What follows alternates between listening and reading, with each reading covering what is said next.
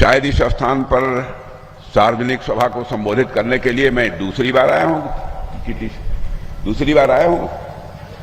इसके पहले भी कभी आ चुका हूं यहां कि नहीं आया हूं? एक बार मैं आया हूं, दूसरी बार फिर आप लोगों के बीच आया हूं। फिर भी आप लोगों ने इतनी गर्मजोशी के साथ स्वागत किया है, तालियां बजाकर आपने स्वागत किया है। लेकिन बहनों भाइयों, आप जानते हैं यह भारत की परंपरा है और शिष्टाचार का तकाजा भी है। स्वागत, अभिनंदन और सलाम दुआ कभी एक तरफा नहीं होना चाहिए। इसलिए मैं भी अपनी तरफ से शीश झुकाकर आप सभी बहनों भाइयों का हार्दिक अभिनंदन करता हूं, आप सभी का मैं स्वागत करता हूं।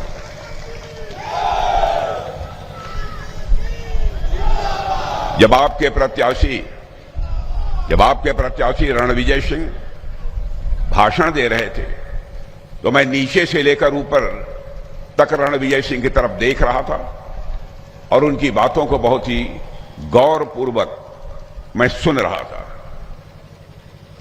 हमारा जो लंबा राजनीतिक जीवन का अनुभव है, उस आधार पर मैं इस नतीजे पर पहुंचा हूं कि हमारे प्रत्याशी रणविजय सिंह के अंदर जहां पर सादगी है, सरलता है, वहीं पर जोखिम उठाने का भाव भी है और जरूरत पड़ी तो दृढ़ता के साथ जुल्म और अत्याचार का मुकाबला करने की कुव्वत भी है।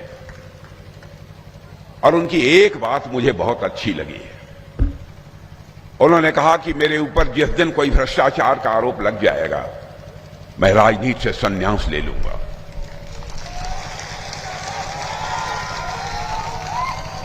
बहनों भाइयों, राजनेता का चरित्र यही होना चाहिए। आज के हालात सारे देश में आपको देखने को मिलेंगे। कई ऐसे नेता हैं जिनके ऊपर भ्रष्टाचार के गंभीर आरोप लगे हुए हैं, जेल की हवा खा चुके हैं, आज भी जमानत पर हैं, लेकिन सीने का बटन खोलकर आज भी जनता के सामने वो वोट की अपील करते हैं, जनता के समर्थन की अपील करते हैं। हम लोग जिस पार्टी के हैं, जिस गठबंधन के हैं, बहनों भाइयों, हमारा यह मानना है राजनेता ऐसा ही होना चाहिए कि यदि कहीं से कोई भी आरोप यदि लग जाता है भ्रष्टाचार का और प्रथम दृष्टया वह आरोप यदि सिद्ध हो जाता है तो उसे अपने राजनीतिक पद से तुरंत त्याग पत्र दे देना चाहिए और तब तक उसे पार्टी की सदस्यता स्वीकार नहीं करना चाहिए जब तक कि वह आरोप मुक्त नहीं हो जाता। मैं एक उदाहरण देना चाहता हूं। हमारे नेता आडवाणी जी, बहनों भाइयों, एक बार वह संसद के सदस्य थे, उन पर किसी ने आरोप लगा दिया भ्रष्टाचार का। बहुत छोटा कोई आरोप, बेबुनियाद, निराधार। जानते हैं, हम लोग कहते रह गए कि आडवाणी जी राजनीति में तो ऐसे ही आरोप लगते रहते हैं। तो उन्होंने कहा कि नहीं, आरोप तो आरोप ही होता है और मैं संसद की सदस्यता से त्यागपत्र देता हूं और जब तक मैं आरोप मुक्त नहीं हो जाऊंगा, भारत की संसद में मैं कदम नहीं रखूंगा। बहनों भाइयों, चरित्र यही होना चाहिए। राजनीति, यह दो शब्दों को मिलाकर बना हुआ है, राज और नीति। नीति यहां है, वहां न्याय होना चाहिए और यह नीति नए शब्द से बना हुआ है, नए धातु से बना हुआ है, जिसका अर्थ होता है ले जाना, किस ओर ले जाना, सन्मार्ग की ओर ले जाना। ऐसी राज व्यवस्था, ऐसा पॉलिटिकल सिस्टम जो समाज को सन्मार्ग की ओर ले जाने का काम करे, हम उसे ही राजनीति कहते हैं। लेकिन विडंबना मेरे बहनों भाइयों यह है, विडंबना यह है कि आज यह राजनीति शब्द अपना अर्थ भी खो चुका है, अपना भाव भी खो चुका है। जो जेल की हवा भ्रष्टाचार में कई बार खा चुके हैं, आज भी भ्रष्टाचार के आरोप लगे हैं, वो गठबंधन बनाकर हम लोगों के खिलाफ चुनाव लड़ रहे हैं। क्या उनके यहां कोई दूसरा नेता नहीं था जो उनके गठबंधन का नेतृत्व करता? जहां तक हमारे नेताओं का प्रश्न है मेरे बहनों भाइयों, मैं कह सकता हूं, केंद्र में चाहे हमारे प्रधानमंत्री मोदी जी हों, चाहे यहां पर हमारे एनडीए के नेता श्री नीतीश कुमार हों, कोई मां का लाल उंगली उठाकर नहीं कह सकता कि उनके भ्रष्टाचार पर कोई भी दामन की दाग, एक भी दाग लगी हो। राजनीति से ही कहते हैं। मैं एनडीए के बारे में कहना चाहता हूं, यह केवल दलों का गठबंधन नहीं है मेरे बहनों भाइयों, यह नेक इरादों का गठबंधन है।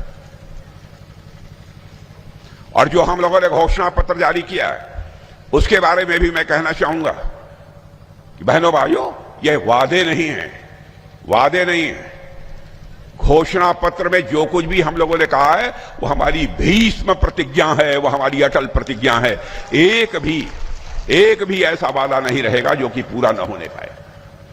जो लोग ये कहते हैं कि नेता तो ऐसे ही बोलते रहते हैं, मैं उनसे कहना चाहता हूं, आप उठाकर 2014 का लोकसभा का हमारा घोषणा पत्र देख लीजिए, हमारा 2019 का देख लीजिए, 2024 का घोषणा पत्र उठाकर देख लीजिए। 2014 में तो मैं ही पार्टी का राष्ट्रीय अध्यक्ष था। उसी समय मोदी जी प्रधानमंत्री पद के उम्मीदवार के रूप में हम सबके सामने आए थे। बराबर मोदी जी कहते थे कि राजनाथ जी इसकी जरूर चिंता कर लीजिएगा, कहीं कोई ऐसी बात न हो जिसे हम पूरा न कर पाए।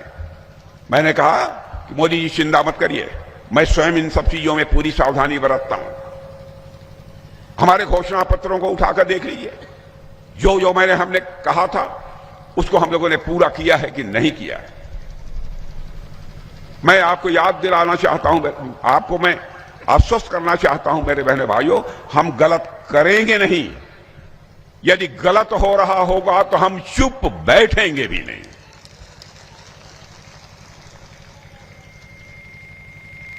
यह हमारा चरित्र है। गलत हो रहा हो और चुप्पी साध कर हम बैठे रहें, यह भी गलत है। राजनीति में शुचिता होनी चाहिए, पवित्रता होनी चाहिए, ईमानदारी होनी चाहिए।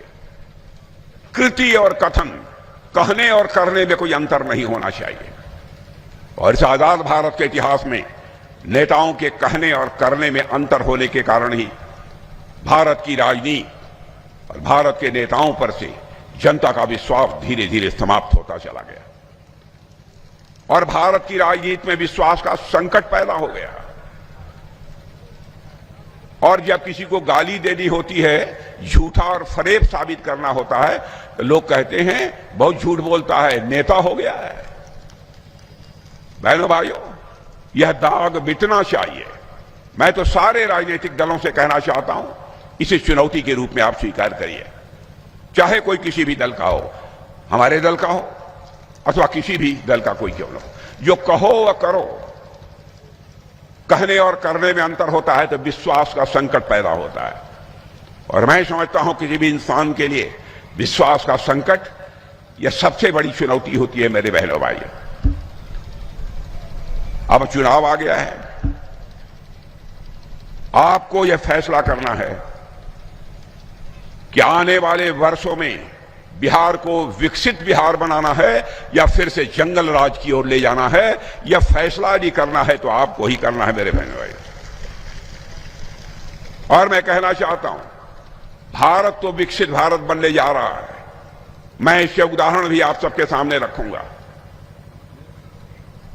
लेकिन मैं दावे के साथ कह सकता हूं इस बात को भी, भारत विकसित भारत तभी बनेगा जबकि हमारा बिहार भी विकसित बिहार बनेगा।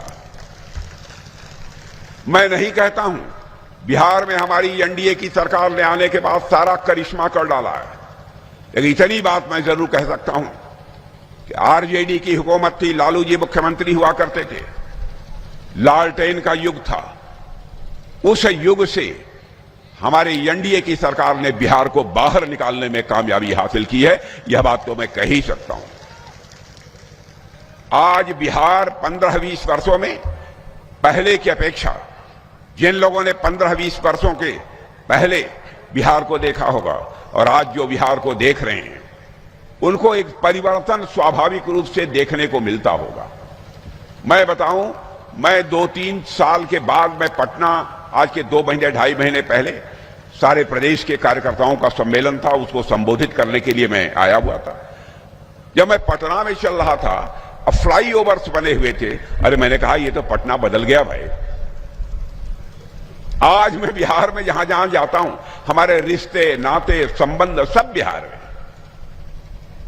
बहुत बड़ा बदलाव हमको देखने को मिलता है मेरे बहनों भाई। इसलिए हमको बिहार को विकसित बिहार बनाना है, फलता फूलता बिहार बनाना है। बिहार यदि विकसित बिहार बनेगा तो हमारा भारत भी विकसित भारत बनेगा बहनों भाइयों। यह कैसे संभव होगा? क्या आपके मन में यह सवाल नहीं खड़ा होता है? अरे भाई भाषण दे रहे हैं, कैसे होगा? हां होगा, हो रहा है। मैं एक उदाहरण रखना चाहता हूं और अपने प्रेस के दोस्तों को कहना चाहता हूं, यहां के पढ़े लिखे जागरूक नागरिकों को भी कहना चाहता हूं, हमारी कोई बात गलत हो सार्वजनिक रूप से स्टेटमेंट देकर मेरी आलोचना कर दीजिएगा, मैं उसका स्वागत करूंगा। बहनों भाइयों, 2014 में मोदी जी के नेतृत्व में जब हमारी सरकार बनी तो धन दौलत के मामले में रुपया पैसा धन दौलत के मामले में हमारा भारत दुनिया के देशों में 11वें स्थान पर खड़ा था। आज आपको जानकर खुशी होगी, साल डेढ़ साल पहले ही हमारा भारत जो धन दौलत के मामले में दुनिया के देशों में 11वें स्थान पर खड़ा था, वह जंप लेकर आज चौथे स्थान पर पहुंच चुका है।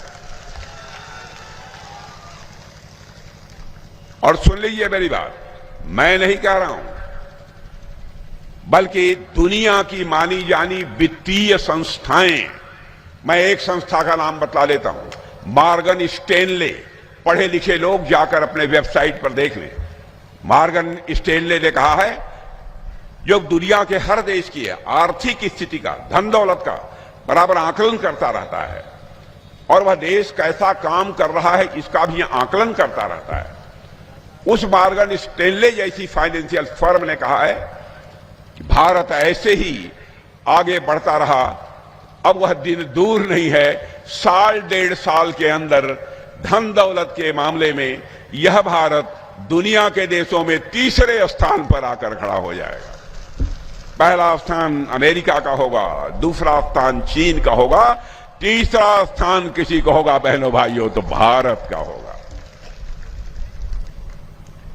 इसलिए मैं कह रहा हूं, विकास यदि कोई कर सकता है तो एनडीए ही कर सकता है और कोई नहीं कर सकता है।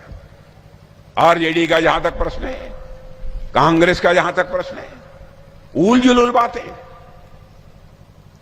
इन लोगों के द्वारा की जाती है। जाति, पंथ और मजहब के नाम पर समाज की समरसता को, समाज के भाईचारे को तार तार करके ये लोग राजनीतिक कामयाबी हासिल करना चाहते हैं। आज के 2-3 दिन पहले एक स्टेटमेंट कांग्रेस के नेता, तेलंगाना के चीफ मिनिस्टर का मैंने सुना। उन्होंने कहा, कांग्रेस का मतलब मुसलमान और मुसलमान का मतलब कांग्रेस।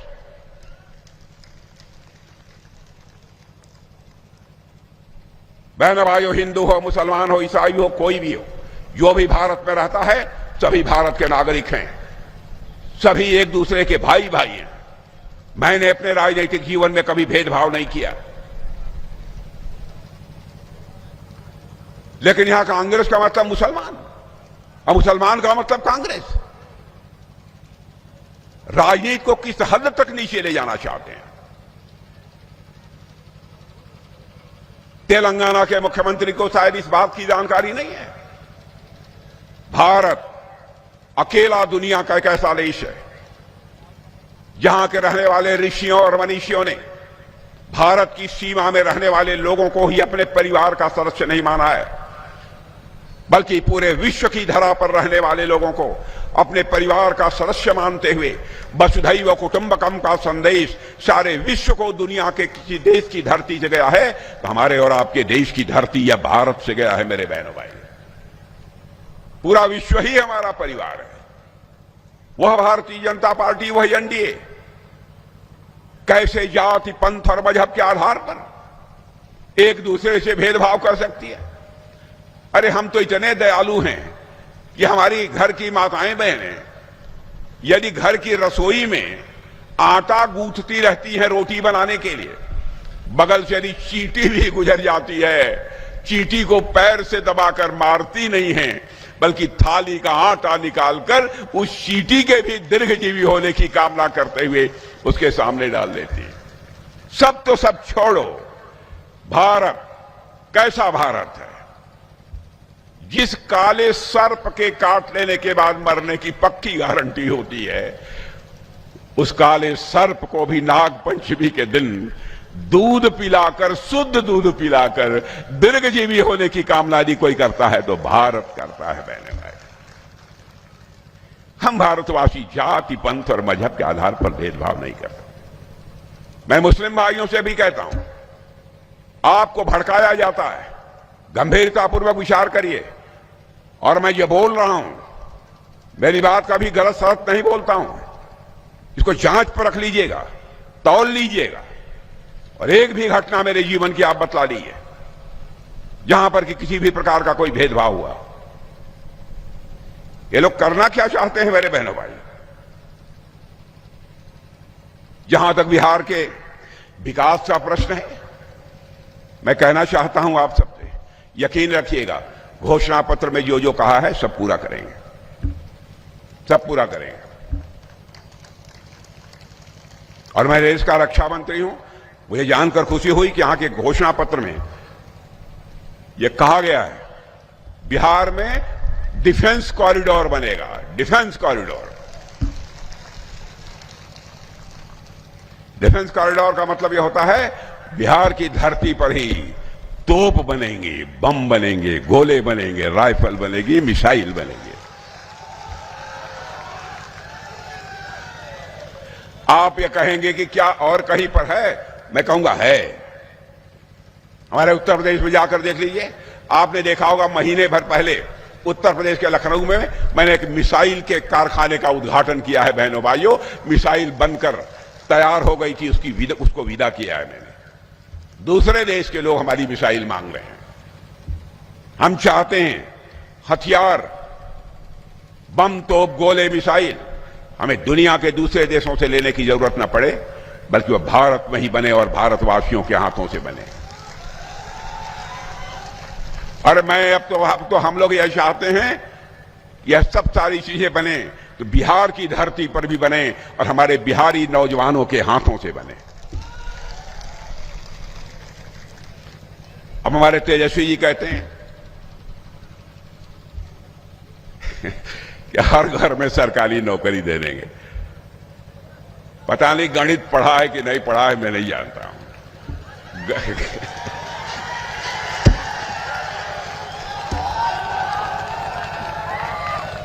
बहन भाइयों, गणित मैंने पढ़ी है, मैथमेटिक्स।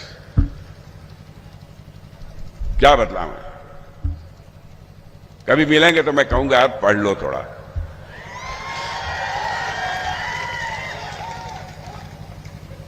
क्या क्या बातें कहते हैं कि हर घर में एक सरकारी नौकरी दे देंगे।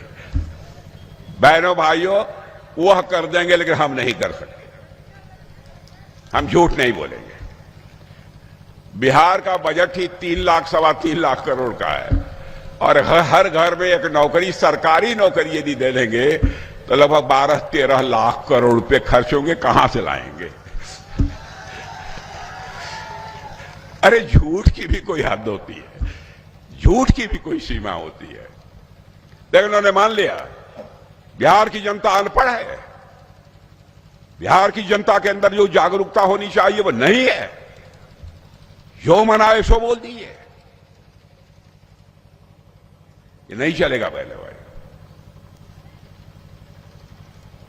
हां, यह बात जरूर है, जहां सरकारी नौकरी देने की जरूरत है सरकारी नौकरी भी हम लोग देंगे, और हम ऐसी मुकम्मल व्यवस्था सुनिश्चित करेंगे ताकि जो नौजवान काम करना चाहता है, काम करने की क्षमता रखता है, उस नौजवान के हाथों के को एक रोजगार का अवसर मिल जाए, यह जरूर हम मुहैया कराएंगे। जो सच्चाई है वो यही है। इसके लिए हम लोगों ने तय किया है लघु, सूक्ष्म, मध्यम और बड़े ऐसे उद्योगों के लिए, ऐसे उद्योगों के 100 पूरे बिहार में पार्क बनाए जाएंगे जहां हमारे देश के नौजवानों के हाथों को रोजगार मिलेगा। रोजगार सभी को होना चाहिए, लेकिन सरकारी नौकरी सबको मिल जाएगी। बहनों भाइयों, किसी भी सूरत में संभव नहीं है।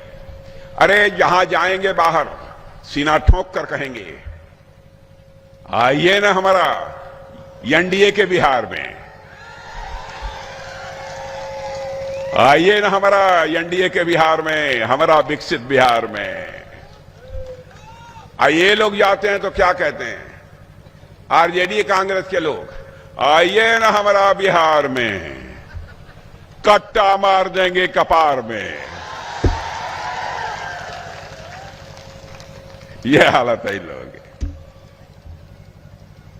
बहनों भाइयों, आज के कुछ दिन पहले, मैं पहले भी बोल चुका हूं, मुझे बहुत ही चिंता हुई इस बात की। एक 6 साल या 7 साल का छोटा बच्चा था, आरजेडी की बहुत बड़ी सभा थी, तेजस्वी जी आने वाले थे शायद उसमें।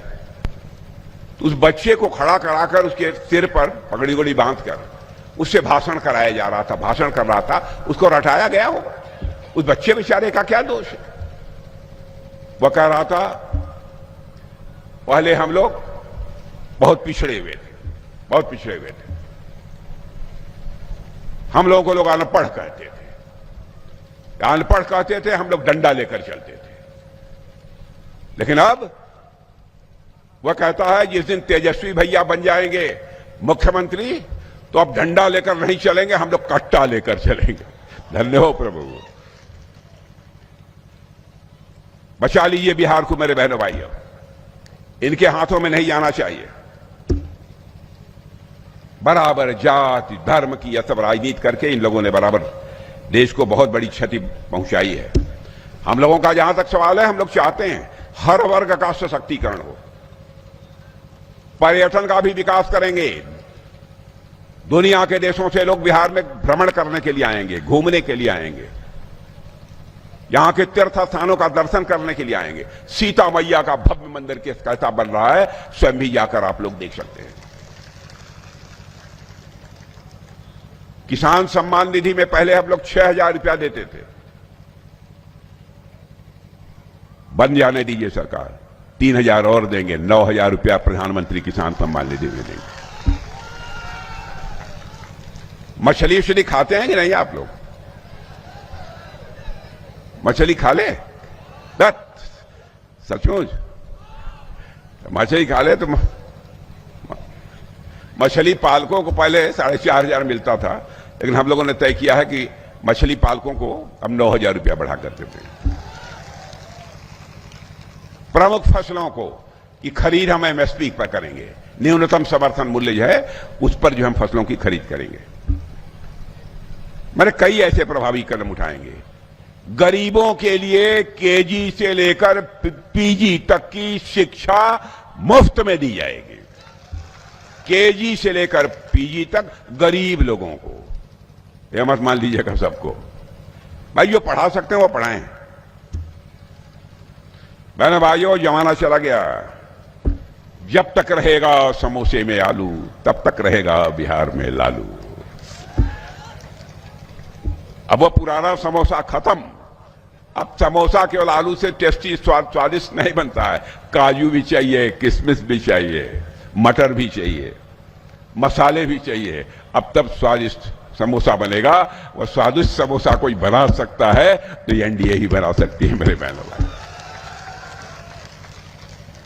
इसलिए मैं आप लोगों से अपील करना चाहता हूं, आपका समर्थन प्राप्त होना चाहिए। भारत तेजी से आगे बढ़ रहा है, भारत अब कमजोर भारत नहीं रहा है, भारत ताकतवर भारत बन गया है। ऑपरेशन सिंदूर में आप लोगों ने देख लिया है मेरे बहनों भाई। मई के महीने में पाकिस्तान से कुछ आतंकवादी चोरी छुपे भारत की सीमा में घुस आए और हमारे कुछ ऐसे नौजवान जो अपने परिवार के साथ, ऐसे लोग अपने परिवार के साथ कश्मीर की वादियों में घूमने के लिए गए थे। बहनों भाइयों, 26 लोगों को मार डाला, धर्म पूछकर मारा है मेरे बहनों भाई, धर्म पूछ कर मारा। तुम्हारा धर्म क्या है? कहीं झूठ तो नहीं बोल रहा, कहीं लेकर उतारो। इतना घिनौना कृत्य किया इन लोगों ने। बहनों भाइयों, आग लग गई थी हम लोगों को।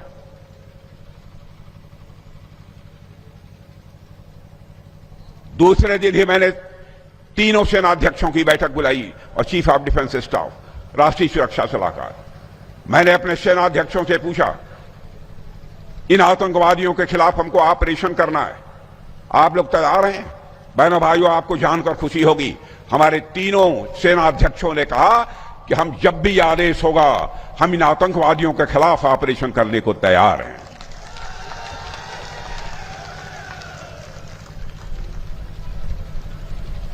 और हमने केवल आक्रमण किया तो आतंकवादी ठिकानों पर किया। मैं मुस्लिम भाइयों को भी कहना चाहता हूं, हमने पूरी सावधानी बरती कि जहां आम नागरिक रहता है, नागरिकों के किसी भी स्थान पर मिसाइल नहीं जानी चाहिए, गोले नहीं गिरने चाहिए, उनको किसी भी प्रकार की क्षति नहीं पहुंचनी चाहिए। यह है भारत।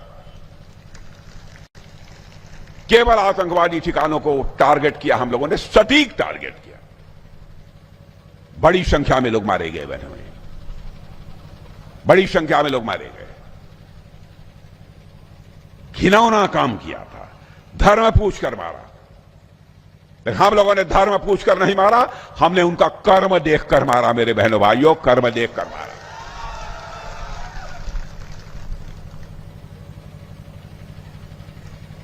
और आपको मालूम होगा, रामायण आप लोग पढ़ते होंगे और बिहार में खूब पढ़ा जाता है।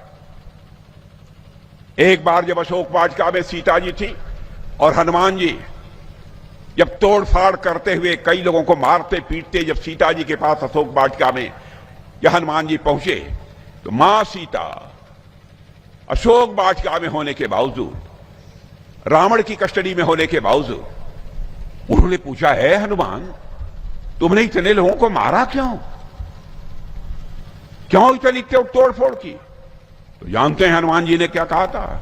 माते, जिन मोहि मारा तिन मोहि मारे, जिन लोगों ने मुझे मारा हमने केवल उन्हीं को मारा। मेरे बहनों भाइयों, हम लोगों ने भी ऑपरेशन सिंदूर के माध्यम से उन्हीं को मारा जिन लोगों ने हमको मारा। बहनों भाइयों, बिहार को डूबने मत देना।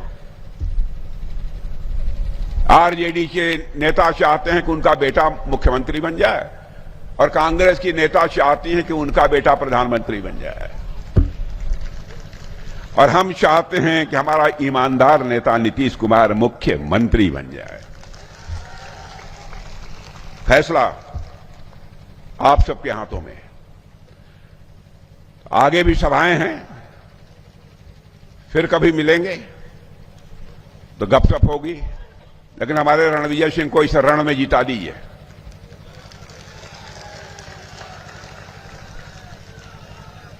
इस रण में जिता दीजिए, बना के रखिए जरा। और आप लोगों ने 3 बार इन्हें जिताया है ना, 3 बार। 3 बार के बाद भी कोई भ्रष्टाचार का आरोप हमारे रणविजय सिंह पर नहीं है। लेकिन बहनों भाइयों, आपने देखा होगा, यह तो राजनीति का मैदान है, यह तो राजनीति का मैदान है। क्रिकेट के मैदान में देखा होगा आपने, 1 रन बनता है तो ताली बजती है, 2 रन बनता है तो तालियां और बजती हैं, 3 रन बनता है तो और बजती हैं। लेकिन जिस समय क्रिकेटर बल्लेबाज चौका मार देता है, उस समय तालियों की गड़गड़ाहट से पूरा स्टेडियम गूंज उठता है।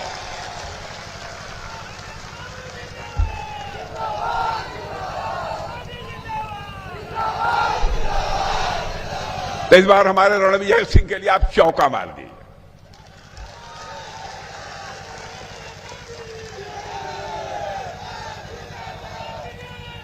और इस बार